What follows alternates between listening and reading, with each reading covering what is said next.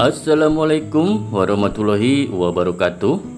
Berjumpa kembali ya bersama saya di channel Cerita Kita Official, channel yang membahas tentang seputar dunia internet.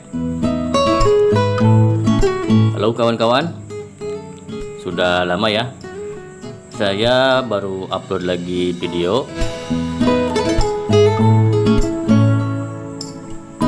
Sebelumnya saya ucapkan terima kasih ya kepada kawan-kawan yang sampai saat ini selalu menonton video-video saya yang dulu-dulu ya.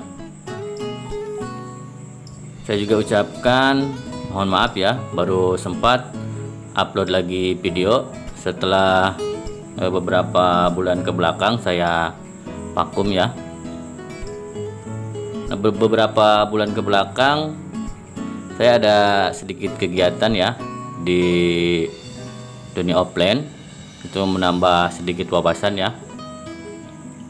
Jadi yang dulunya saya megang ini, yang OPM ini, saya sekarang bertambah suka mainan ini ya.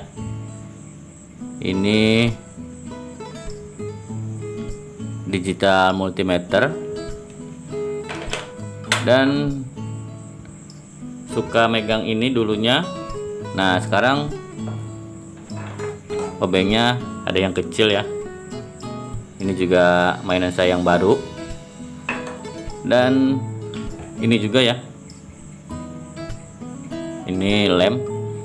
Mungkin bagi kawan-kawan ada yang sedikit mengetahui ya dari ketiga alat yang barusan saya tunjukkan untuk aktivitasnya. Nah, namun yang saya akan bahas pada kesempatan kali ini bukan kegiatan saya yang baru ya. Nah, di sini saya akan membahas tentang pertanyaan-pertanyaan yang sudah masuk ya di beberapa video saya. Nah, ternyata walaupun saya vakum, tapi alhamdulillah ya masih ada orang-orang yang menyempatkan untuk melihat video-video saya. Nah baik, jadi di kesempatan video awal saya yang kali ini, saya akan membahas pertanyaan dari kawan kita ya, dengan nama akunnya @dendy_suharjo3530 ya. Nah pertanyaannya berada di video yang membahas tentang media converter netlink gigabit vs biasa ya. Nah lalu apakah pertanyaannya? Nah jadi untuk pertanyaannya adalah, kalau kita membawa bandwidth 200 Mbps, jika kita menggunakan HTB biasa, itu bagaimana hasilnya? Nah baik, jadi untuk jawabannya seperti di judulnya ya, yang membahas media converter netlink gigabit dengan yang biasa. Nah untuk yang gigabit itu diperuntukkan untuk jika kita membawa kecepatan internet lebih dari 100 Mbps ya. Nah sedangkan untuk yang biasa itu di bawah 100 Mbps ya. Nah jadi di sini saya ada HTB netlink ya yang biasa. Nah di sini sudah tertera dengan jelas ya, 10/100 base. Nah jadi si HTB ini hanya mampu membawa 10 sampai 100 Mbps ya. Nah jika kita mempunyai speed di atas 100 Mbps dan menggunakan HTB jenis ini, maka akibatnya untuk speed yang kita punya itu tidak akan tersalurkan dengan sempurna ya. Jadi akan terhambat di media konverternya ya.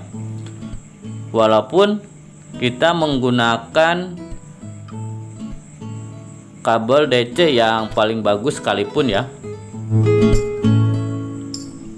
Karena untuk kabel DC atau kabel fiber optik itu hanya jembatan penghubung dari konverter A ke konverter B ya, atau sebaliknya.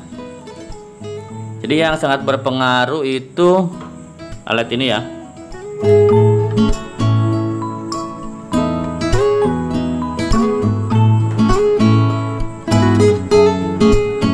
Nah, baik. Mungkin itu sedikit jawaban ya dari saya. Sekali lagi, jika kita mau membawa kecepatan internet lebih dari 100 Mbps, kita harus menggunakan media converter atau HTB yang sudah support gigabit ya. Jangan menggunakan HTB yang biasa. Jadi bukan berarti tidak bisa digunakan. Namun jika kita tetap menggunakannya dengan speed di atas 100 Mbps, untuk HTB-nya berjalan normal, tetapi untuk hasilnya atau untuk kecepatan yang dibawanya itu tidak akan maksimal ya. Jadi semuanya sudah ada bagiannya masing-masing.